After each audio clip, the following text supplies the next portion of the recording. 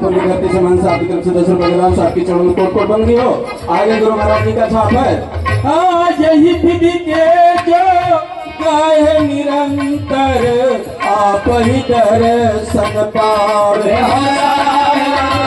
आप ही दर्शन पावे हो राम, आप ही दर्शन पावे। शिव हो नारायण गुरु कही समझावे, शिव नारायण गुरु कही समझावे। तब निर्भय होई जावे मोहन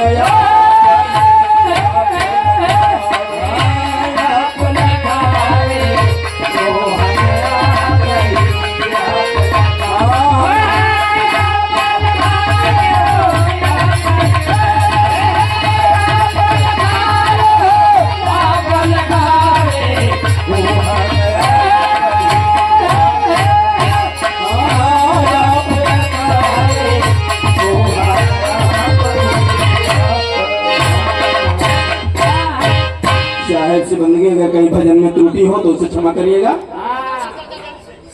और भैया ऐसे गोलियां के मन में लागा आवे साहब ये गा जाओ।